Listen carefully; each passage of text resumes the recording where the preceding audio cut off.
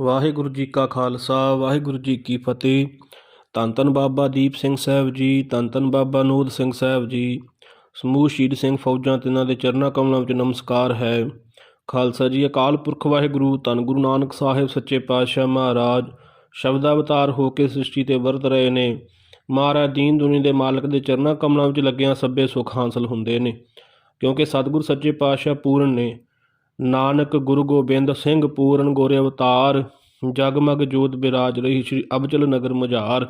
ਸੋ ਸਤਿਗੁਰੂ ਗੁਰੂ ਨਾਨਕ ਸਾਹਿਬ ਸੱਚੇ ਪਾਤਸ਼ਾਹ ਦਸਵੇਂ ਪਾਤਸ਼ਾਹ ਸਤਿਗੁਰੂ ਜੀ ਤੇ ਧੰਨ ਸ਼੍ਰੀ ਗੁਰੂ ਗ੍ਰੰਥ ਸਾਹਿਬ ਮਹਾਰਾਜ ਅਕਾਲ ਪੁਰਖ ਦਾ ਨਿਜ ਰੂਪ ਹੈ, ਅਸਲ ਰੂਪ ਹੈ। ਖਾਲਸਾ ਜੀ। ਸ੍ਰਿਸ਼ਟੀ ਤੇ ਕਈ ਦੇਵਤੇ ਆਏ, ਕਈ ਦੇਵੀਆਂ ਆਈਆਂ ਨੇ, ਜਿਨ੍ਹਾਂ ਨੇ ਆ ਕੇ ਸੰਤ ਰੂਪ ਹੋ ਕੇ ਧਰਤੀ ਦਾ ਭਲਾ ਕੀਤਾ ਹੈ। ਪਰ ਸਤਿਗੁਰੂ ਗੁਰੂ ਨਾਨਕ ਸਾਹਿਬ ਸੱਚੇ ਪਾਤਸ਼ਾਹ ਮਹਾਰਾਜ ਤੇ ਮਹਾਰਾਜ ਦੀ ਬਾਣੀ, ਇਹ ਅਕਾਲ ਪੁਰਖ ਜਿਹੜਾ ਪਰਮੇਸ਼ਰ ਹੈ, ਅਸਲ ਪਰਮੇਸ਼ਰ ਜਿਹੜਾ ਸਭ ਤੋਂ ਸ਼੍ਰੋਮਣੀ ਹੈ, ਜਿਹਨੂੰ ਅਸਲ ਮਹਾਂਕਾਲ ਕਿਹਾ ਜਾਂਦਾ ਹੈ, ਉਹ ਪਰਮੇਸ਼ਰ, ਉਹ ਰੂਪ ਹੈ ਸਤਿਗੁਰੂ ਦੀ ਬਾਣੀ। ਸਤਿਗੁਰੂ ਗੁਰੂ ਨਾਨਕ ਸਾਹਿਬ ਹੋ ਕੇ ਵਰਤੇ ਨੇ ਸਤਿਗੁਰੂ ਜੀ। ਮਹਾਰਾਜ ਅਕਾਲ ਪੁਰਖ ਨੇ ਤਰਸ ਕੀਤਾ ਹੈ ਸਾਡੇ ਉੱਤੇ, ਸਾਡਾ ਭਲਾ ਕਰਨ ਵਾਸਤੇ ਮਹਾਰਾਜ ਸੱਚੇ ਪਾਤਸ਼ਾਹ ਸ੍ਰਿਸ਼ਟੀ ਤੇ ਪ੍ਰਗਟ ਹੋਏ ਨੇ। ਸਤਿਗੁਰੂ ਕਿਤੇ ਗਏ ਨਹੀਂ, ਮਹਾਰਾਜ ਦਾ ਵਰਤਾਰਾ ਹੀ ਹੈ। ਖਾਲਸਾ ਜੀ। ਪ੍ਰਗਟ ਉਹ ਚੀਜ਼ ਹੁੰਦੀ ਹੈ ਜਿਹੜੀ ਪਹਿਲਾਂ ਹੋਵੇ, ਭਾਵ ਕਿ ਪਹਿਲਾਂ ਚੀਜ਼ ਕੋਈ ਪਈ ਹੋਵੇ ਉੱਥੇ ਤੇ ਲੱਭ ਨਾ ਰਹੀ ਹੋਵੇ, ਪਰ ਅਚਨਚੇਤ ਲੱਭ ਜਾਵੇ ਭਾਈ, ਉਹ ਆਪਾਂ ਕਹਿੰਦੇ ਆ ਨਾ ਕਿ ਕਿੱਥੋਂ ਪ੍ਰਗਟ ਹੋ ਗਈ।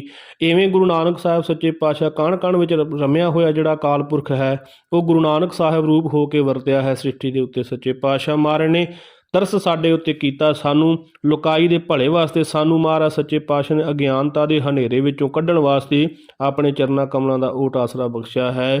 ਪਰ ਅਸੀਂ ਮੂਰਖ ਦੇ ਮੂਰਖ ਹਾਂ, ਅਸੀਂ ਮਹਾਰਾਜ ਸੱਚੇ ਪਾਤਸ਼ਾਹ ਦੀ ਉਸਤਤੀ ਤੇ ਕੀ ਕਰਨੀ ਹੈ।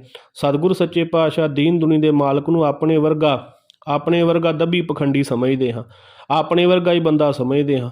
ਪਰ ਨਹੀਂ, ਸਤਿਗੁਰੂ ਸੱਚੇ ਪਾਤਸ਼ਾਹ ਨੇ ਸਾਡੇ ਵਰਗਾ ਸਰੀਰ ਜ਼ਰੂਰ ਧਾਰਨ ਕੀਤਾ ਹੈ, ਪਰ ਨਿਰੰਕਾਰ ਅਕਾਲ ਪੁਰਖ ਵਾਹਿਗੁਰੂ ਜੀ ਆਪ ਮੇਰ ਵਰਤਾ ਗਏ ਨੇ। ਸਮਝ ਨਹੀਂ ਸੰਸਾਰ ਨੂੰ ਪਈ। ਖਾਲਸਾ ਜੀ।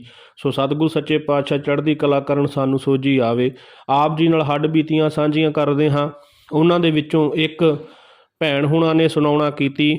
ਉਹ ਕਹਿਣ ਲੱਗੇ ਕਿ ਅਸੀਂ ਦੋ ਭੈਣਾਂ ਹਾਂ, ਸਾਡੀ ਮਾਤਾ ਤੇ ਸਾਡਾ ਬਾਪੂ ਜਿਹੜਾ ਸੀ ਉਹ ਦੁਬਈ ਦੇ ਵਿੱਚ ਕੰਮ ਕਰਦਾ ਸੀ। ਸਾਨੂੰ ਨਹੀਂ ਸੀ ਪਤਾ ਉਹ ਕੀ ਕੰਮ ਕਰਦੇ ਆ, ਨਾ ਅਸੀਂ ਕਦੇ ਪੁੱਛਿਆ, ਕਿਉਂਕਿ ਖਾਲਸਾ ਜੀ ਸੰਸਾਰ ਦੇ ਵਿੱਚ ਇਹ ਸੱਚ ਹੈ, ਮਾਂ ਪਿਓ ਕਿੱਥੇ ਕੰਮ ਕਰਦੇ ਨੇ, ਪਿਓ ਕਿੱਥੋਂ ਕਮਾਈ ਕਰਕੇ ਲੈ ਕੇ ਆਉਂਦਾ, ਕਿੰਨਾ ਔਖਾ ਹੁੰਦਾ, ਕਿੰਨੇ ਔਖੇ, ਕਿੰਨੀਆਂ ਗਾਲਾਂ ਸਹਿੰਦਾ ਸਾਰਾ ਦਿਨ ਬੰਦਿਆਂ ਦੀਆਂ, ਤੇ ਫਿਰ ਜਾ ਕੇ ਪੈਸਾ ਘਰ ਆਉਂਦਾ ਹੈ, ਤੇ ਉਹ ਪੈਸੇ ਨਾਲ ਅਸੀਂ ਐਸ਼ ਉਡਾਉਂਦੇ ਹਾਂ, ਨਜ਼ਾਰੇ ਲੈਂਦੇ ਹਾਂ, ਹਰ ਇੱਕ ਚੀਜ਼ ਦੀ ਮੰਗ ਰੱਖਦੇ ਹਾਂ।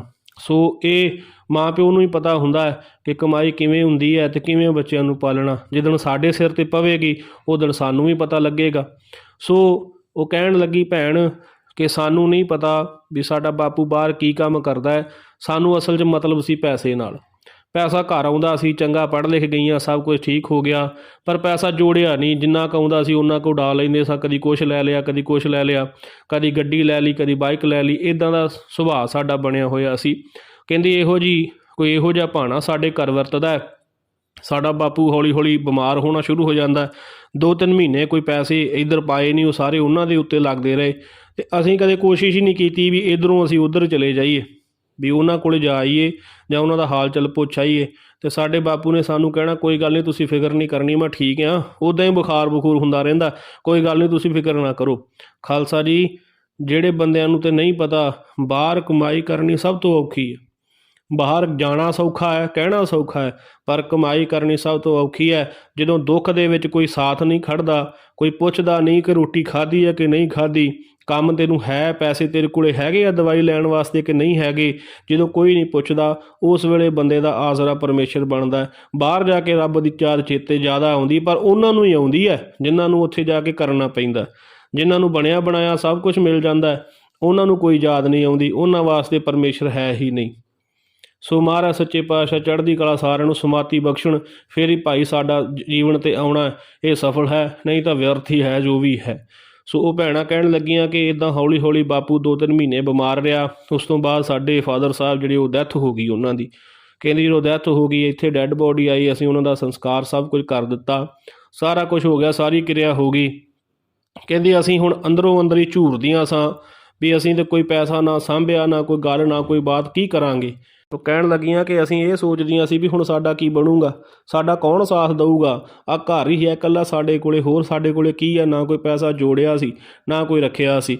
ਸੋ ਅਸੀਂ ਤਿੰਨੋਂ ਜਾਣੀਆਂ, ਮਾਂ ਸਾਡੀ ਤੇ ਅਸੀਂ ਦੋਵੇਂ ਭੈਣਾਂ, ਇਸੇ ਚਿੰਤਾ ਦੇ ਵਿੱਚ, ਝੋਰੇ ਵਿੱਚ ਸਾਰਾ ਦਿਨ ਗੁਜ਼ਾਰ ਦਿੰਦੀਆਂ ਵੀ ਅਸੀਂ ਕੀ ਕਰਾਂਗੇ, ਕਿੱਥੇ ਕੰਮ ਕਰੀਏ, ਕੀ ਕਮਾਈ ਕਰੀਏ। ਜੇ ਕਿਤੇ ਲੱਗਾਂਗੇ ਵੀ ਆ ਤੇ 10,000 ਕੋਈ ਦਊਗਾ ਵੱਧ ਤੋਂ ਵੱਧ, ਹੋਰ ਇਸ ਤੋਂ ਵੱਧ ਪੈਸੇ ਕੀ ਕੋਈ ਦਊਗਾ, ਪਰ ਕਦੇ ਕੰਮ ਕੀਤਾ ਹੀ ਨਹੀਂ ਸੀ।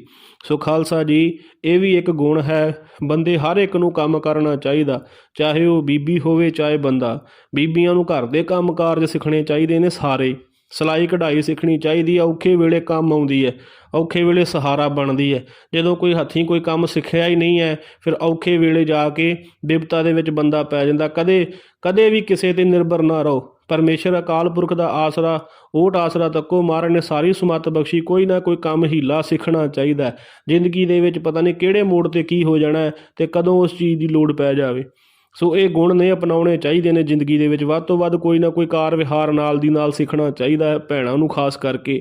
ਸੋ ਇੱਦਾਂ ਉਹ ਕਹਿੰਦੀਆਂ ਸੀ ਜਦੋਂ ਝੂਰਦੀਆਂ ਸਾਂ ਅਤੇ ਅਸੀਂ ਦਰਬਾਰ ਸਾਹਿਬ ਦਰਸ਼ਨ ਮੇਲੇ ਕਰਨ ਜਾਣਾ, ਸ਼ਹੀਦਾਂ ਸਾਹਿਬ ਜਾਂਦੀਆਂ ਹੁੰਦੀਆਂ ਸਾਂ ਪਹਿਲਾਂ ਹੀ। ਕਹਿੰਦੇ ਅਸੀਂ ਸ਼ਹੀਦਾਂ ਸਾਹਿਬ ਜਾ ਕੇ ਅਰਦਾਸ ਬੇਨਤੀ, ਭੈਣ ਵੱਡੀ ਕਹਿੰਦੀ ਮੈਂ ਕੀਤੀ, ਅਤੇ ਮੈਂ ਬੜਾ ਉਦਣ ਪਛਤਾਈ ਅਤੇ ਬੜਾ ਰੋਈ ਵੀ ਅਸੀਂ ਕੁਛ ਜੋੜ ਲੈਂਦੀਆਂ, ਕੁਝ ਰੱਖ ਲੈਂਦੀਆਂ, ਸਾਨੂੰ ਪਤਾ ਹੀ ਨਹੀਂ ਹੈ ਪੈਸਾ ਹੁਣ ਕਿੱਥੇ ਹੈ, ਕਿਵੇਂ ਹੈ, ਬਾਪੂ ਬਾਹਰ ਕੀ ਕੰਮ ਕਰਦਾ ਸੀ, ਕੁਝ ਕਦੇ ਉਹਨੇ ਦੱਸਿਆ ਹੀ ਨਹੀਂ। ਅਤੇ ਮਹਾਰਾਜ ਬਾਬਾ ਦੀਪ ਸਿੰਘ ਸਾਹਿਬ ਹੁਣ ਤੁਹਾਡਾ ਆਸਰਾ ਹੈ। ਖਾਲਸਾ ਜੀ, ਜਿਹੜਾ ਬੰਦਾ ਅਸਲ ਗੱਲ ਕਰਦਾ ਹੈ ਨਾ ਕਿ ਮਹਾਰਾਜ ਹੁਣ ਤੁਹਾਡੇ 'ਤੇ ਛੱਡੀਆਂ ਡੋਰਾਂ ਨੇ, ਤੁਸੀਂ ਬਾਂਹ ਫੜ ਲਿਓ, ਤੁਸੀਂ ਲਾਜ ਰੱਖ ਲਿਓ। ਜਿਹੜਾ ਇਸ ਗੱਲ 'ਤੇ ਮਨੋਂ ਕਬੂਲ ਕਰ ਲੈਂਦਾ, ਢਹਿ ਪੈਂਦਾ ਹੈ ਨਾ ਬਾਬਾ ਜੀ ਅੱਗੇ ਕਿ ਬਾਬਾ ਦੀਪ ਸਿੰਘ ਸਾਹਿਬ ਜੀ ਵੀ ਮੈਂ ਆਪਣੀ ਸਿਆਣਪ ਛੱਡ ਦਿੰਦਾ, ਮੇਰੇ ਵਿੱਚ ਕੋਈ ਸਿਆਣਪ ਨਹੀਂ ਹੈ, ਮਹਾਰਾਜ ਮੈਨੂੰ ਕੁਛ ਨਹੀਂ ਆਉਂਦਾ, ਮੈਨੂੰ ਕੁਛ ਨਹੀਂ ਜਾਂਦਾ, ਅਤੇ ਮੇਰੇ 'ਤੇ ਕਿਰਪਾ ਕਰੋ, ਮੇਰੀ ਲਾਜ ਪੱਤ ਰੱਖੋ, ਮੇਰੀ ਬਾਂਹ ਫੜੋ, ਮੈਨੂੰ ਰਸਤਾ ਵਿਖਾਵੋ। ਮੈਂ ਇਸ ਟਾਈਮ ਅੰਨਾ ਹੋਇਆ ਬੈਠਾ ਹਾਂ, ਗੂੰਗਾ ਬੋਲਾ ਹੋਇਆ ਬੈਠਾ ਹਾਂ, ਨਾ ਕੋਈ ਬੋਲਣ ਦੀ ਸੋਝੀ ਹੈ, ਨਾ ਅਰਦਾਸ ਕਰਨੀ ਆਉਂਦੀ ਹੈ, ਨਾ ਮਹਾਰਾਜ ਸੱਚੇ ਪਾਤਸ਼ਾਹ ਸੇਵਾ ਕਰਨੀ ਆਉਂਦੀ ਹੈ, ਨਾ ਬਾਣੀ ਪੜ੍ਹਨੀ ਆਉਂਦੀ ਹੈ, ਅੰਨਾ ਹੋ ਕੇ ਬੈਠਾ ਹਾਂ, ਨਾ ਕੋਈ ਰਸਤਾ ਦਿਖਦਾ ਹੈ। ਕਿਰਪਾ ਕਰਕੇ ਮੈਨੂੰ ਮੇਰੇ 'ਤੇ ਦਇਆ ਕਰਕੇ ਮੈਨੂੰ ਰਸਤਾ ਵਿਖਾਉਣਾ ਕਰੋ। ਜਿਹੜਾ ਭਾਈ ਕੋਈ ਮਨੋਂ ਜੋੜ ਕੇ, ਮਨੋਂ ਤਨੋਂ ਇੱਦਾਂ ਬਾਬਾ ਦੀਪ ਸਿੰਘ ਸਾਹਿਬ, ਸਤਿਗੁਰੂ ਗੁਰੂ ਗ੍ਰੰਥ ਸਾਹਿਬ ਮਹਾਰਾਜ ਜੀ ਅੱਗੇ ਅਰਦਾਸ ਕਰਦਾ ਹੈ ਨਾ, ਉਹ ਮੈਂ ਮਹਾਰਾਜ ਸੱਚੇ ਪਾਤਸ਼ਾਹ ਦੇ ਭਰੋਸਾ ਕਰਕੇ ਕਹਿਣਾ ਕਿ ਮਹਾਰਾਜ ਸੱਚੇ ਪਾਤਸ਼ਾਹ ਉਹਦੀ ਲਾਜ ਪੱਤ ਬਹੁਤ ਛੇਤੀ ਰੱਖਦੇ।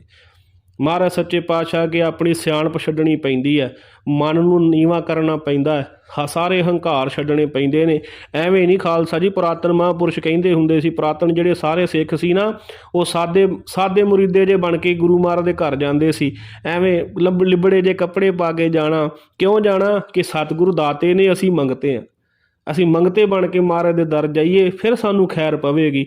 ਹੁਣ ਖਾਲਸਾ ਜੀ, ਕੋਈ ਘਰ ਵਿੱਚ ਮੰਗਣ ਹੀ ਆ ਜਾਵੇ, ਮੰਨ ਲਓ ਕੋਈ ਸਾਡੇ ਘਰ ਮੰਗਣ ਵਾਲਾ ਮੰਗਤਾ ਆ ਜਾਵੇ, ਅਤੇ ਉਹਨੇ ਸੋਹਣੇ ਕੱਪੜੇ ਪਾਏ ਹੋਣ, ਹੱਥ ਵਿੱਚ ਸੋਹਣਾ ਫੋਨ ਫੜਿਆ ਹੋਵੇ, ਚੰਗੀ ਠਾਠ ਬਾਠ ਨਾਲ ਆਇਆ ਹੋਵੇ ਮੰਗਣ, ਅਤੇ ਅਸੀਂ ਉਹਨੂੰ ਪਤਾ ਕੀ ਕਹਿੰਦੇ ਆ, ਭਾਈ ਤੇਰੇ ਕੋਲ ਤਾਂ ਪਹਿਲਾਂ ਹੀ ਬਹੁਤ ਹੈ, ਤੂੰ ਕਾਹਦਾ ਮੰਗਤਾ ਹੈ, ਤੂੰ ਤਾਂ ਜਾਣ ਕੇ ਲੱਗਾ ਹੋਇਆ, ਤੈਨੂੰ ਮੰਗਣ ਦੀ ਕੀ ਲੋੜ ਆ, ਤੇਰੇ ਕੋਲ ਤਾਂ ਸਾਰਾ ਕੁਛ ਹੀ ਹੈਗਾ। ਜੇ ਇੱਦਾਂ ਹੀ ਉਹ ਮੰਗਤਾ ਵਿਚਾਰਾ ਪਾਟੇ ਕੱਪੜਿਆਂ 'ਚ ਆਵੇ, ਤਾਂ ਸਾਡੇ ਹਿਰਦੇ 'ਚ ਵੀ ਦਇਆ ਆਉਂਦੀ, ਤਰਸ ਆਉਂਦਾ ਕਿ ਭਾਈ ਇਹਨੂੰ ਕੁਛ ਨਾ ਕੁਛ ਦੇਣਾ ਚਾਹੀਦਾ। ਸੋ ਮਹਾਰਾਜ ਸੱਚੇ ਪਾਤਸ਼ਾਹ ਦੇ ਘਰੋਂ ਇਹ ਜਿਹੜੀਆਂ ਸੀ ਨੀਤੀਆਂ ਸੀ ਮਹਾਰਾਜ ਸੱਚੇ ਪਾਤਸ਼ਾਹ ਕੋਲ ਸੁੱਖ ਲੈਣ ਦੀਆਂ। ਉਹ ਸਿੰਘ ਜਿਹੜੇ ਸੀ ਉਹਨਾਂ ਨੂੰ ਢੰਗ ਆਉਂਦੇ ਸੀ, ਤਰੀਕੇ ਆਉਂਦੇ ਸੀ ਕਿ ਸਤਿਗੁਰ ਸੱਚੇ ਪਾਤਸ਼ਾਹ ਕੋਲ ਕਿੱਦਾਂ ਬਚਨ ਕਰਾਉਣਾ, ਕਿੱਦਾਂ ਮਿਹਰ ਲੈਣੀ। ਸਾਦੇ ਮੁਰੀਦੇ ਜੇ ਬਣ ਕੇ, ਪਾਟੇ ਪੁਰਾਣੇ ਜੇ ਕੱਪੜੇ ਪਾ ਕੇ, ਢੱਠੀਆਂ ਦੀਆਂ ਢੇਡੀਆਂ ਦੀਆਂ ਪੱਗਾਂ ਬੰਨ੍ਹ ਕੇ ਮਹਾਰਾਜ ਸੱਚੇ ਪਾਤਸ਼ਾਹ ਦੇ ਦਰ ਆ ਜਾਣਾ, ਆ ਕੇ ਕਹਿਣਾ ਸਤਿਗੁਰੂ ਮੰਗਤੇ ਹਾਂ ਤੇਰੇ ਦਰ ਦੇ। ਅਤੇ ਅਸੀਂ ਮੁੱਖੋਂ ਕਹਿੰਦੇ ਤੇ ਹਾਂ ਵੀ ਮੰਗਤੇ ਹਾਂ, ਪਰ ਸਭ ਤੋਂ ਜ਼ਿਆਦਾ ਟੌਰ 2-2.5 ਲੱਖ ਰੁਪਏ ਦਾ ਸਮਾਨ ਸਾਡੇ ਸਰੀਰ 'ਤੇ ਲੱਗਾ ਹੁੰਦਾ, ਅਤੇ ਗੁਰੂ ਮਹਾਰਾਜ ਕੋਲੋਂ ਮੰਗਣ ਜਾਂਦੇ ਆ, ਫਿਰ ਕਿੱਥੋਂ ਖੈਰਾਂ ਪੈਣਗੀਆਂ। ਸਤਿਗੁਰ ਕਹਿੰਦਾ ਭਾਈ ਤੇਰੇ ਕੋਲ ਤਾਂ ਪਹਿਲਾਂ ਹੀ ਵਾਧੂ ਹੈ, ਤੈਨੂੰ ਕੀ ਚਾਹੀਦਾ, ਤੂੰ ਤਾਂ ਫਿਰ ਲਾਲਚੀ ਹੋਇਆ, ਲਾਲਚੀ ਬੰਦੇ ਨੂੰ ਕਦੇ ਕੁਛ ਨਹੀਂ ਮਿਲਦਾ। ਸੋ ਮਹਾਰਾਜ ਸੱਚੇ ਪਾਤਸ਼ਾਹ ਕੋਲੋਂ ਕੋਈ ਲੈਣਾ, ਸਾਦੇ ਮੁਰੀਦੇ ਜੇ ਭਾਈ ਸਾਦਗੀ ਵਾਲੇ ਕੱਪੜੇ ਪਾ ਕੇ ਮਹਾਰਾਜ ਦੇ ਦਰ ਜਾਇਆ ਕਰੋ, ਬੀਬੀਆਂ ਭੈਣਾਂ ਖਾਸ ਕਰਕੇ, ਮਹਾਰਾਜ ਛੇਤੀ ਕਿਰਪਾ ਕਰਦੇ।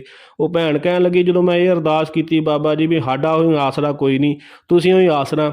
ਉਹ ਕਹਿੰਦੀ ਅਰਦਾਸ ਬੇਨਤੀ ਕੀਤੀ ਘਰੇ ਜਾ ਕੇ ਵੀ ਮੈਂ ਬਾਬਾ ਦੀਪ ਸਿੰਘ ਸਾਹਿਬ ਦਾ ਨਾ ਜਿੱਦਾਂ ਚਿਹਰਾ ਫੋਟੋ ਬਣੀ ਹੋਈ ਹੈ ਉਹ ਅੱਖਾਂ ਗੜੀ ਲਿਆ ਕੇ ਅਰਦਾਸਾਂ ਕਰਦੀ ਰਹੀ। ਕਹਿੰਦੀ ਇੱਦਾਂ ਮਹਾਰਾਜ ਸੱਚੇ ਪਾਤਸ਼ਾਹ ਦੀ ਰਹਿਮਤ ਹੋਈ ਕਿ ਉਹ ਸੱਚ ਹੀ ਕਿਹਾ ਨਾ ਸਤਿਗੁਰੂ ਨੇ, ਜਾਂ ਤੂੰ ਮੇਰੇ ਵੱਲ ਹੈ ਤਾਂ ਕਿਆ ਮੋਹ ਛੰਦਾ। ਜਦੋਂ ਪਰਮੇਸ਼ਰ ਵਾਹਿਗੁਰੂ ਵੱਲ ਹੋ ਜੇ ਨਾ, ਫਿਰ ਕਿਸੇ ਦੀ ਮੁਥਾਜਗੀ ਨਹੀਂ ਚੱਲਣ ਦੀ ਲੋੜ, ਫਿਰ ਕਿਸੇ ਵੱਲ ਵੇਖਣ ਦੀ ਲੋੜ ਨਹੀਂ, ਕਿਉਂਕਿ ਪਰਮੇਸ਼ਰ ਅਕਾਲ ਪੁਰਖ ਤੁਹਾਡੇ ਵੱਲ ਹੈ। ਤੁਧ ਸਭ ਕੁਝ ਮੈਨੂੰ ਸੌਂਪਿਆ ਜਾਂ ਤੇਰਾ ਬੰਦਾ। ਜਦੋਂ ਉਹਦੇ ਗੁਲਾਮ ਬਣ ਜਾਈਏ, ਉਹਦੇ ਸੇਵਕ ਬਣ ਜਾਈਏ ਨਾ, ਫਿਰ ਸਤਿਗੁਰੂ ਸਾਰਾ ਕੁਝ ਹੀ ਦੇ ਦਿੰਦੇ, ਸਭ ਕੁਝ ਦੇ ਦਿੰਦੇ, ਕੋਈ ਚੀਜ਼ ਇਹੋ ਜਿਹੀ ਨਹੀਂ ਲੁਕਾਉਂਦੇ। ਕਿਉਂਕਿ ਮਹਾਰਾਜ ਸੱਚੇ ਪਾਤਸ਼ਾਹ ਜਦੋਂ ਕਿਰਪਾ ਕਰਦੇ ਆ ਨਾ ਤੇ ਵੈਰੀ ਮਿੱਤਰ ਬਣ ਜਾਂਦੇ ਨੇ। ਇਹ ਵੈਰੀ ਮਿੱਤਰ ਸਭ ਕੀਤਿਆਂ ਨਹਿ ਮੰਗਿਆ ਮੰਦਾ। ਮਹਾਰਾਜ ਸੱਚੇ ਪਾਤਸ਼ਾਹ ਦੀ ਜਦੋਂ ਕਿਰਪਾ ਹੁੰਦੀ ਹੈ, ਜਿਹੜੇ ਵੈਰੀ ਹੁੰਦੇ, ਵੈਰ ਕਮਾਉਂਦੇ ਹੁੰਦੇ, ਉਹ ਵੀ ਮਿੱਤਰ ਬਣ ਆਉਂਦੇ ਨੇ, ਉਹ ਵੀ ਨਾਲ ਕਾ ਕੇ ਖਲੋ ਜਾਂਦੇ ਨੇ। ਮਹਾਰਾਜ ਸੱਚੇ ਪਾਤਸ਼ਾਹ ਦੀ ਕਿਰਪਾ ਹੋਵੇ ਫੇਰ ਹੀ ਸਾਰੇ ਕਾਰਜ ਸੋਹੰਦੇ ਨੇ। ਖਾਲਸਾ ਜੀ ਸਭੇ ਕਾਰਜ ਸਵਾਰਿਆ ਜਾਂ ਤੁਧ ਭਾਵੰਦਾ, ਤੇਰੀ ਕਿਰਪਾ ਮਹਾਰਾਜ ਹੋਵੇ ਤੇ ਫੇਰ ਹੀ ਸੋਹਣੇ ਕਾਰਜ ਸਵਰਦੇ ਨੇ। ਸੋ ਇੱਦਾਂ ਭੈਣ ਕਹਿੰਦੀ ਅਰਦਾਸਾਂ ਬੇਨਤੀਆਂ ਕੀਤੀਆਂ। ਸਾਨੂੰ ਇੱਕ ਫੋਨ ਆਇਆ ਸਾਡੇ ਘਰ, ਥੋੜ੍ਹੇ ਦਿਨਾਂ ਬਾਅਦ ਸਾਨੂੰ ਫੋਨ ਆਇਆ। ਉਹਨਾਂ ਨੇ ਦੱਸਿਆ ਕਿ ਪੁੱਤ ਮੈਂ ਤੁਹਾਡੇ ਡੈਡੀ ਦਾ ਯਾਰ ਮਿੱਤਰ ਹਾਂ ਅਤੇ ਮੈਨੂੰ ਆਪਣਾ ਮਾੜਾ ਜਿਹਾ ਘਰ ਦਾ ਸਾਰਾ ਦੱਸੋ, ਮੈਂ ਆਉਣਾ ਚਾਹੁੰਦਾ, ਮੈਂ ਇੱਥੇ ਇੰਡੀਆ ਹੀ ਆਇਆ ਹੋਇਆ ਅਤੇ ਮੈਂ ਤੁਹਾਨੂੰ ਮਿਲ ਕੇ ਜਾਵਾਂਗਾ। ਅਸੀਂ ਸਾਰਾ ਦੱਸਤਾ ਵੀ ਇੱਦਾਂ ਸਾਡਾ ਆਹ ਪਿੰਡ ਆ ਅਤੇ ਇੱਦਾਂ। ਉਹ ਆਏ ਅਤੇ ਆ ਕੇ ਉਹਨਾਂ ਨੇ ਸਾਨੂੰ ਕਿਹਾ ਕਿ ਧੀਓ ਵੀ ਅੱਜ ਤੋਂ ਬਾਅਦ ਤੁਸੀਂ ਸਭ ਮੇਰੀਆਂ ਧੀਆਂ ਜੇ, ਤੁਸੀਂ ਮੇਰਾ ਹੀ ਪਰਿਵਾਰ ਜੇ। ਅਤੇ ਤੁਹਾਨੂੰ ਸ਼ਾਇਦ ਮੇਰੇ ਬਾਰੇ ਨਹੀਂ ਪਤਾ, ਪਰ ਤੁਹਾਡੇ ਫਾਦਰ ਸਾਹਿਬ ਨੇ ਅਤੇ ਮੈਂ ਅਸੀਂ ਇਕੱਠਿਆਂ ਨੇ ਉੱਥੇ ਕਾਰੋਬਾਰ ਸ਼ੁਰੂ ਕੀਤਾ ਸੀ, ਟਰਾਂਸਪੋਰਟ ਪਾਈ ਸੀ। ਸਾਡੇ ਆਪਣੇ 2-4 ਟਰੱਕ ਸੀਗੇ, ਅਸੀਂ ਆਪਣਾ ਕੰਮ ਕਰਦੇ ਸਾਂ ਰਲ ਕੇ। ਅਤੇ ਹੁਣ ਤੁਸੀਂ ਦੱਸੋ ਕਿ ਉਹ ਕੰਮ ਦੇ ਵਿੱਚ ਹਿੱਸੇਦਾਰ ਬਣੇ ਰਹਿਣਾ, ਤੁਸੀਂ ਉੱਥੇ ਜਾਓਗੇ ਬਾਹਰ, ਕਿ ਜਾਂ ਤੁਹਾਨੂੰ ਪੈਸੇ ਦੇ ਦਈਏ। ਕਹਿੰਦੇ ਅਸੀਂ ਉਹਨਾਂ ਨੂੰ ਆਖਿਆ ਕਿ ਅਸੀਂ ਤੁਹਾਨੂੰ ਸਲਾਹ ਕਰਕੇ ਸਾਰੇ ਦੱਸਾਂਗੇ ਵੀ ਜਿਵੇਂ ਵੀ ਹੋਵੇ, ਹੈ ਨਾ। ਅਤੇ ਉਹ ਅੰਕਲ ਕਹਿੰਦੇ ਕੋਈ ਗੱਲ ਨਹੀਂ, ਜਿੱਦਾਂ ਤੁਸੀਂ ਕਹੋਗੇ ਉੱਦਾਂ ਦੱਸ ਦਿਓ। ਇੱਦਾਂ ਉਹ ਚਲੇ ਗਏ ਵਾਪਸ ਸਾਨੂੰ ਮਿਲ ਕੇ। ਅਤੇ ਮੈਂ ਬਾਬਾ ਦੀਪ ਸਿੰਘ ਸਾਹਿਬ ਦਾ ਸ਼ੁਕਰ ਕੀਤਾ, ਧੰਨ ਬਾਬਾ ਦੀਪ ਸਿੰਘ ਸਾਹਿਬ। ਸਾਨੂੰ ਕੁਛ ਨਹੀਂ ਸੀ ਪਤਾ ਸਾਡਾ ਬਾਪੂ ਕੀ ਕਰਦਾ, ਕੀ ਕਮਾਈ ਉਹ ਕਰਦਾ, ਕਿੱਥੋਂ ਕਮਾਉਂਦਾ, ਕਿਵੇਂ ਆਉਂਦਾ, ਪਰ ਤੁਹਾਡੇ ਅੱਗੇ ਅਰਦਾਸ ਕੀਤੀ ਹੈ, ਤੁਸੀਂ ਲਾਜਪਤ ਰੱਖੀ ਹੈ ਸ਼ਹੀਦੋ ਸਿੰਘੋ। ਤੁਸੀਂ ਧੰਨ ਹੋ ਮਹਾਰਾਜ, ਕਿਰਪਾ ਕਰੋ। ਇੱਦਾਂ ਹੀ ਮਹਾਰਾਜ ਸੱਚੇ ਪਾਤਸ਼ਾਹ ਕਾਜ ਸਵਾਰਦੇ ਰਹੋ ਅਤੇ ਆਪਣੇ ਦਰਸ਼ਨ ਦੀਦਾਰੇ ਬਖਸ਼ਦੇ ਰਹਿਣਾ। ਮਹਾਰਾਜ ਕਿਰਪਾ ਕਰਿਓ, ਜੇ ਸਭੇ ਕਾਰਜ ਸਵਰ ਜਾਣ ਅਤੇ ਮਹਾਰਾਜ ਸੱਚੇ ਪਾਤਸ਼ਾਹ ਆਪ ਜੀ ਦੇ ਦਰ ਚੁਪਹਿਰਿਆਂ ਦੀ ਸੇਵਾ ਨਿਭਾਵਾਂਗੇ, ਖੁੱਲ੍ਹੇ ਚੁਪਹਿਰਿਆਂ ਦੀ। ਇੱਦਾਂ ਕਹਿੰਦੀ ਭੈਣ ਅਰਦਾਸ ਕੀਤੀ ਅਤੇ ਮਹਾਰਾਜ ਸੱਚੇ ਪਾਤਸ਼ਾਹ ਦੀ ਕਿਰਪਾ ਨਾਲ ਕਹਿੰਦੇ ਅਸੀਂ ਜਦੋਂ ਸਾਰਿਆਂ ਸਲਾਹ ਕੀਤੀ ਤਿੰਨਾਂ ਜਾਣਿਆਂ ਨੇ ਵੀ ਕੀ ਕਰੀਏ, ਸਾਡੀ ਮਾਤਾ ਕਹਿਣ ਲੱਗੀ ਵੀ ਤੁਸੀਂ ਉਹ ਮੇਰਾ ਆਸਰਾ ਜੇ ਤੁਸੀਂ ਬਾਹਰ ਚਲ ਗਈਆਂ ਤਾਂ ਮੈਂ ਕਿਹਦੇ ਮੂੰਹ ਵੱਲ ਵੇਖਾਂਗੀ, ਤੁਸੀਂ ਇੱਥੇ ਰਹੋ, ਇੱਥੇ ਰਹਿ ਕੇ ਜੋ ਕਰਨਾ ਕਰੋ। ਆਪਾਂ ਉਹਨਾਂ ਨੂੰ ਕਹਿ ਦਿੰਦੇ ਵੀ ਜਿਹੜਾ ਤੁਸੀਂ ਪੈਸਾ ਦੇਣਾ ਥੋੜ੍ਹਾ ਬਹੁਤਾ ਜਿਹੜੇ ਬਣਦੇ ਸਾਨੂੰ ਦੇ ਦਿਓ। ਸਾਨੂੰ ਸੀਗਾ ਵੀ ਵੱਧ ਤੋਂ ਵੱਧ ਲੱਖ ਬਣਿਆ ਹੋਊ, 2-3 ਲੱਖ ਹੋਊਗਾ, ਇੰਨੇ ਕੁ ਪੈਸੇ ਹੋਣੇ ਆ। ਕਹਿੰਦੀ ਮੈਂ ਅੰਕਲ ਜੀ ਨੂੰ ਫੋਨ ਕੀਤਾ ਬਾਬਾ ਦੀਪ ਸਿੰਘ ਸਾਹਿਬ ਦਾ ਨਾਮ ਲੈ ਕੇ। ਅਸੀਂ ਉਹਨਾਂ ਨੂੰ ਆਖਿਆ ਵੀ ਤੁਸੀਂ ਇੱਦਾਂ ਕਰੋ, ਸਾਨੂੰ ਜਿਹੜਾ ਕਾਰੋਬਾਰ ਬਾਪੂ ਜੀ ਦਾ ਸੀਗਾ ਉਹਦਾ ਜੋ ਪੈਸੇ ਬਣਦੇ ਸਾਨੂੰ ਪੈਸੇ ਦੇ ਦਿਓ, ਅਸੀਂ ਇੱਥੇ ਕੋਈ ਕੰਮਕਾਰ ਕਰ ਲਵਾਂਗੇ, ਕਿਉਂਕਿ ਹੁਣ ਸਾਡੀ ਮਾਤਾ ਪਿੱਛੇ ਇਕੱਲੀ ਹੈ ਤਾਂ ਅਸੀਂ ਬਾਹਰ ਨਹੀਂ ਜਾਣਾ ਚਾਹੁੰਦੇ। ਅਤੇ ਉਹ ਕਹਿਣ ਲੱਗਾ ਅੰਕਲ ਵੀ ਕੋਈ ਗੱਲ ਨਹੀਂ, ਫਿਰ ਤੁਸੀਂ ਮੈਨੂੰ ਆਪਣਾ ਅਕਾਊਂਟ ਸੈਂਡ ਕਰੋ, ਕੋਈ ਅਕਾਊਂਟ ਤੁਹਾਡਾ ਹੈ ਉਹ ਦੇ ਦਿਓ ਅਤੇ ਮੈਂ ਪੈਸੇ ਪਵਾ ਦਿੰਦਾ ਅਤੇ ਮੈਂ ਤੁਹਾਨੂੰ ਮਿਲ ਕੇ ਜਾਵਾਂਗਾ। ਕਹਿੰਦੇ ਅਸੀਂ ਉਹਨਾਂ ਨੂੰ ਅਕਾਊਂਟ ਨੰਬਰ ਦੇ ਤਾ। ਉਸ ਦਿਨ ਮੈਂ ਬਾਬਾ ਦੀਪ ਸਿੰਘ ਸਾਹਿਬ ਦੇ ਦਰ ਮੱਥਾ ਟੇਕਣ ਆਈ ਹੋਈ ਸਾਂ। ਮੈਂ ਦਰਸ਼ਨ ਮੇਲੇ ਕੀਤੇ, ਬਾਬਾ ਜੀ ਨੂੰ ਅਰਦਾਸ ਬੇਨਤੀ ਕੀਤੀ ਕਿ ਬਾਬਾ ਜੀ ਜੇ ਤੁਹਾਡੀ ਕਿਰਪਾ ਹੋਵੇ, ਮਿਹਰ ਹੋਵੇ, ਮਹਾਰਾਜ ਸੱਚੇ ਪਾਤਸ਼ਾਹ ਸਹਾਈ ਹੋਵੋ, ਤੁਸੀਂ ਉਹ ਲਾਜ ਰੱਖੀ ਹੈ, ਤੁਸੀਂ ਉਹ ਇਹ ਕੋਈ ਚੀਜ਼ ਬਣਾਈ ਹੈ ਕਿ ਉਹਨਾਂ ਨੇ ਆਪਣੇ ਆਪ ਪੈਸੇ ਨਹੀਂ ਪਾਉਣੇ ਕੀਤੇ, ਤੁਹਾਡੀ ਮਿਹਰ ਵਰਤੀ ਹੈ, ਤੁਸੀਂ ਕਿਰਪਾ ਕੀਤੀ ਹੈ ਅਤੇ ਉਹਨਾਂ ਦੇ ਮਨ ਵਿੱਚ ਵਸੇ ਹੋ ਅਤੇ ਉਹ ਸਾਡੇ ਘਰ ਆਏ ਨੇ। ਮਹਾਰਾਜ ਸੱਚੇ ਪਾਤਸ਼ਾਹ ਅੱਗੇ ਤੋਂ ਵੀ ਆਪਣੀ ਧੀਆਂ ਦੀ ਬਾਂਹ ਫੜ ਕੇ ਰੱਖਿਓ ਵੀ ਸਾਡਾ ਤੁਹਾਡੇ ਤੋਂ ਬਿਨਾਂ ਆਸਰਾ ਕੋਈ ਨਹੀਂ। ਸਾਡਾ ਦੁਨਿਆਵੀ ਬਾਪੂ ਤੇ ਸੰਸਾਰ ਤੋਂ ਚਲਾ ਗਿਆ, ਹੁਣ ਸਾਡੇ ਬਾਪੂ ਤੁਸੀਂ ਹੀ ਹੋ, ਤੁਸੀਂ ਹੋ ਸਾਡੇ ਪਿਓ ਹੋ, ਕਿਰਪਾ ਕਰਿਓ। ਕਹਿੰਦੀ ਇੱਦਾਂ ਮੈਂ ਭੈਣ ਕਹਿੰਦੀ ਅਰਦਾਸਾਂ ਬੇਨਤੀਆਂ ਕਰਕੇ ਘਰ ਚਲੇ ਗਈ ਅਤੇ ਅੰਕਲ ਦਾ ਫੋਨ ਆਉਂਦਾ ਵੀ ਬੇਟਾ ਵੀ ਤੁਸੀਂ ਇੱਦਾਂ ਕਰਿਓ, ਕੱਲ੍ਹ ਤੁਸੀਂ ਘਰੇ ਹੀ ਹੋ, ਜੇ ਤਾਂ ਤੁਸੀਂ ਘਰੇ ਹੋ ਤਾਂ ਮੈਂ ਆ ਜਾਂਦਾ, ਜੇ ਤੁਸੀਂ ਆਉਣਾ ਤਾਂ ਤੁਸੀਂ ਆ ਜਿਓ। ਅਤੇ ਉਹ ਲੁਧਿਆਣੇ ਸਾਈਡ ਦੇ ਸੀ ਅੰਕਲ। ਅਸੀਂ ਉਹਨੂੰ ਆਖਿਆ ਵੀ ਤੁਸੀਂ ਆ ਜਾਓ ਅੰਕਲ ਜੀ, ਵੀ ਤੁਸੀਂ ਹੋ ਕੇ ਚੱਲ ਜਾਓ, ਨਾਲੇ ਘਰੇ ਮਿਲ ਜਾਇਓ ਸਾਰਿਆਂ ਨੂੰ। ਜਦੋਂ ਕਹਿੰਦੇ ਉਹ ਆਏ, ਉਹਨਾਂ ਨੇ ਸਾਨੂੰ ਚੈੱਕ ਦਿੱਤਾ, 2-3 ਚੈੱਕ ਦਿੱਤੇ ਉਹਨਾਂ ਨੇ ਕੱਟ ਕੇ। ਉਹ ਟੋਟਲ ਰਕਮ ਖਾਲਸਾ ਜੀ 32 ਲੱਖ ਰੁਪਈਆ ਬਣਦੀ ਸੀ।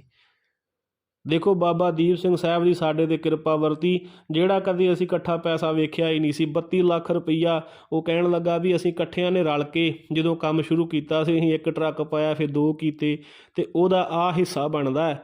ਅਤੇ ਮੈਂ ਧੀਓ ਉਹਦਾ 30 ਲੱਖ ਬਣਦਾ ਸੀ, 2 ਲੱਖ ਮੈਂ ਆਪਣੇ ਕੋਲੋਂ ਤੁਹਾਡੀ ਝੋਲੀ ਪਾਇਆ ਕਿ ਤੁਸੀਂ ਹੁਣ ਮੇਰੀਆਂ ਧੀਆਂ ਜੇ, ਜੋ ਕਿਤੇ ਵੀ ਲੋੜ ਪਵੇ, ਇਹ ਨਹੀਂ ਵੀ ਇਹ ਪੈਸੇ ਤੁਹਾਨੂੰ ਮੋੜਤੇ ਹੈ ਅਤੇ ਅੱਜ ਤੋਂ ਬਾਅਦ ਤੁਹਾਡਾ ਸਾਥ ਛੱਡਤਾ ਮੈਂ, ਤੁਹਾਨੂੰ ਲੋੜ ਪਵੇ ਕੋਈ ਪੈਸੇ ਧੇਲੇ ਦੀ, ਕਿਸੇ ਕੰਮਕਾਰ ਦੀ, ਅਤੇ ਮੈਨੂੰ ਜ਼ਰੂਰ ਦੱਸਿਓ।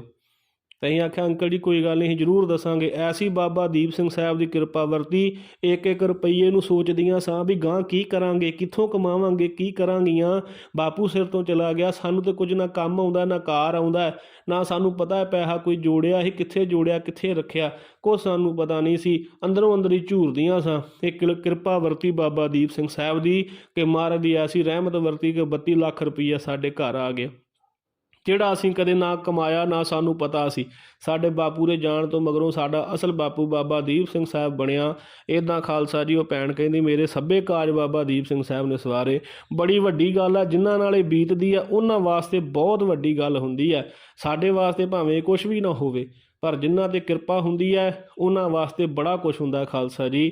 ਇੱਦਾਂ ਉਹ ਭੈਣਾਂ ਕਹਿਣ ਲੱਗੀਆਂ ਕਿ ਸਾਡਾ ਐਸਾ ਮਨ ਦਰਵਿਆ, ਅਸੀਂ ਫਿਰ ਅੰਮ੍ਰਿਤਧਾਰੀ ਹੋਈਆਂ। ਮਾਤਾ ਸਾਡੀ, ਅਸੀਂ ਦੋਵੇਂ ਭੈਣਾਂ ਕਿ ਅੰਮ੍ਰਿਤ ਛਕ ਕੇ ਮਹਾਰਾਜ ਦੇ ਲੜ ਲੱਗਣਾ। ਮਹਾਰਾਜ ਨੇ ਸਾਨੂੰ ਜੀਵਨ ਦਿੱਤਾ ਹੈ, ਜੇ ਨਾ ਇਹ ਪੈਸੇ ਆਉਂਦੇ ਤਾਂ ਰੁਲਦੀਆਂ ਫਿਰਨਾ ਸੀ ਸੰਸਾਰ ਦੇ ਵਿੱਚ। ਕੋਈ ਬਾਂਹ ਨਹੀਂ ਫੜਦਾ ਖਾਲਸਾ ਜੀ, ਜੇ ਉਹ ਸੰਸਾਰ ਤੋਂ ਚਲਾ ਜਾਵੇ ਕੋਈ ਬਾਂਹ ਨਹੀਂ ਫੜਦਾ।